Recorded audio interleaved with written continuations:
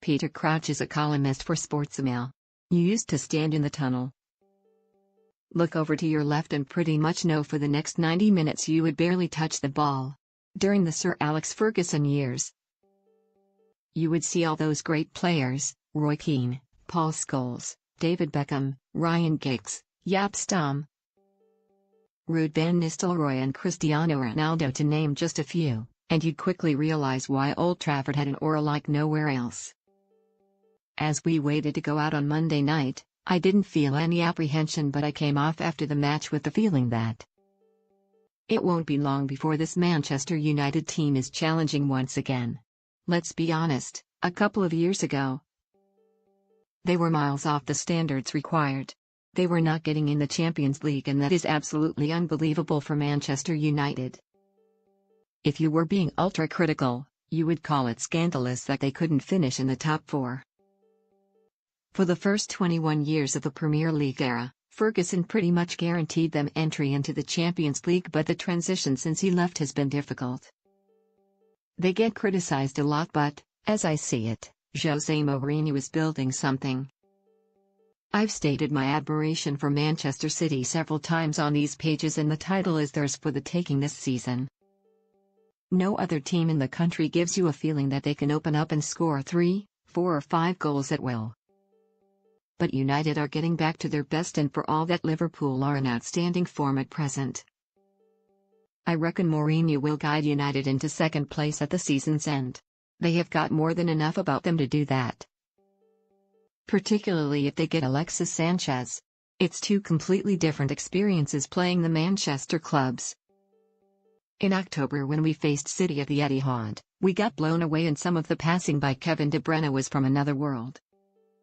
Never at any stage did we feel we could get something from the game. Paul Pogba has got everything, and his passing reminded me of Paul Scholes. Many people would have expected us to get a hiding on Monday, but the final score didn't reflect the way the game went. We had a lot of good chances in the first half. I've had games at Old Trafford when I haven't had a shot, and had the potential to put them under pressure. United may be less expansive, but they are solid, and, aside from that, they have Paul Pogba.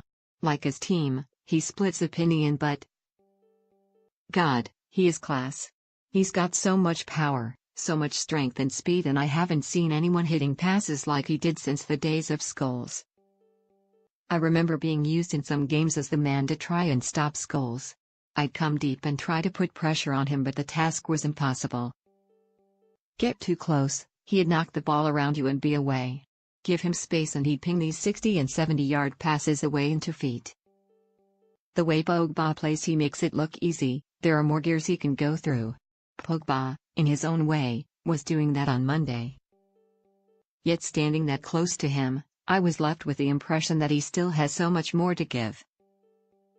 You can see that he finds playing football so easy, and there are definitely more gears in there that he can go through.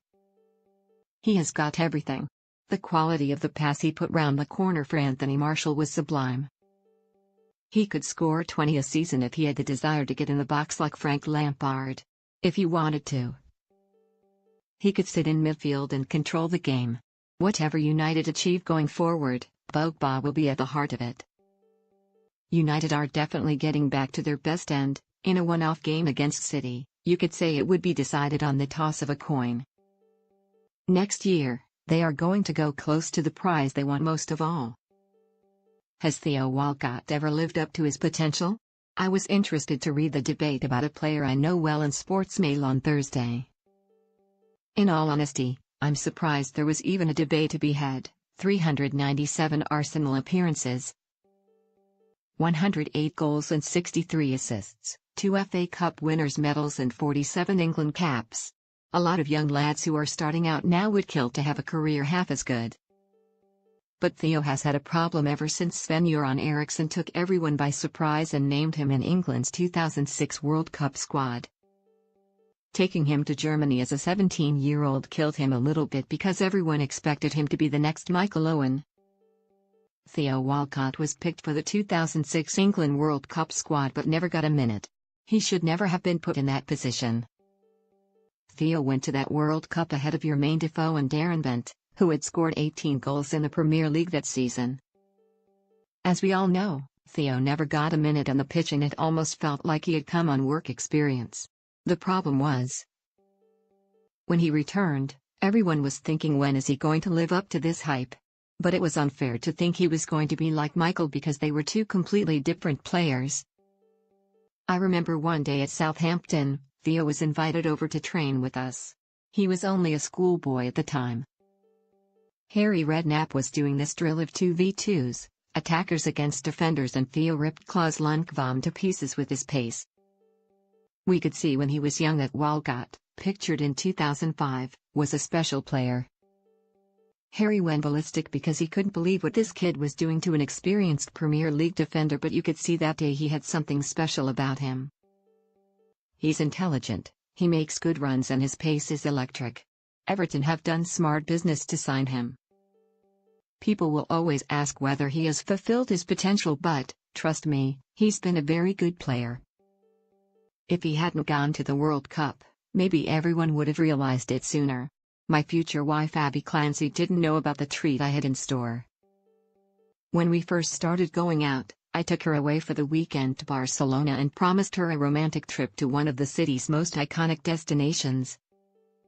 It's fair to say she wasn't exactly bowled over when finding out that the trip was to see Barcelona play Celta Vigo at the new camp. Who said romance was dead?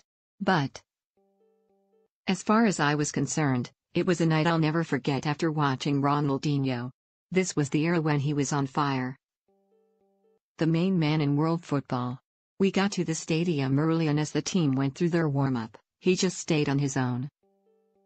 It was so funny seeing him not even attempting to jog, but, at the same time, it was mesmerizing watching him do these tricks. Watching Ronaldinho play for Barcelona in the new camp was a night I'll never forget. I was lucky enough to play against him and see his genius at close quarters. His free kick for AC Milan at Fratton Park helped dump Portsmouth out of Europe. I ended up playing against him a couple of times. The first occasion I only got on the field briefly in 2 Champions League ties with Liverpool in 2007, when we knocked Barcelona out. The second time, at Fratton Park in 2008, I saw his genius at close quarters. Portsmouth were leading AC Milan 2-0 in the UEFA Cup with 16 minutes to go when he came off the bench. Ronaldinho ended up causing havoc, bending in a free kick from 25 yards to launch a comeback and helping his team draw 2-2, a result that knocked us out of Europe. I also had the pleasure of playing with him once, in a UNICEF game at Old Trafford in November 2015. He'd spent the entire night before out on the town, but that didn't stop him being the best player on the pitch. He announced his retirement this week. What a player. The week started with terrible news. The death of Cyril Regis, a giant in so many ways, was such a shock and deeply upsetting. After he retired from playing, Cyril began working for my agents, the Stellar Group, and had spent the last 20 years there. Whenever I went to the London offices, Cyril would always be there, with a smile and a friendly word. Agents, we know, can have a bit of a reputation, but Cyril was as far away from the perception as could be. He never liked doing contractual work for players, he was more concerned about giving them advice, mentoring and providing the feedback to help them develop. There are many lads playing the game now who have benefited from Cyril Regis's help. There are a lot of players out there who owe him so much. Dion Dublin is a good friend of mine and he thought the world of Cyril for the influence he had on him. Nathan Dyer, who is now at Swansea, was someone who Cyril guided. A lot of the work he did in his retirement will have gone unnoticed, but believe me, there are so many lads who have benefited from his help. I couldn't have written this column this week without paying my respects to a fantastic player. Above all, he was a fantastic man. It has been all change at our Claytonwood training ground with Paul Lambert starting his reign as manager. So far you could not fail to be impressed by the work he has done. He is looking at our position with a fresh pair of eyes. He's got new ideas and he hasn't been afraid to give us a bit of a kick up the backside, which was needed. He has come in with a lot of experience and you can't fail to have respect for someone who won the Champions League as a player. It has been reflected in training, the intensity of sessions has certainly gone up. What I've been up to. It has been work. Work since my last column, and rightly so since the new manager arrived. We have got a big challenge ahead for the rest of the season, and I can see early starts and late finishes becoming the norm until we get ourselves away from the bottom of the table. There hasn't been time to do much else, but, to be honest, I'm only bothered about seeing our league position improve. WHO's caught my eye. Stephen Ireland, we are all delighted to see him back after his injury hell. It has been a hard road back, but starting at Old Trafford and getting 90 minutes is testament to his character. It was great to see Stephen Ireland playing 90 minutes against United at Old Trafford. What I've been listening to. Sundara Karma have been getting plenty of airtime this week on the way to and from work. The best track on the album Youth is Only Ever Fun in retrospect is Flame. They are touring over the next month. Next up for me. A big game with Huddersfield on Saturday afternoon. There is a positive atmosphere around the club again, but the only thing that matters now is getting results. If we manage to do that,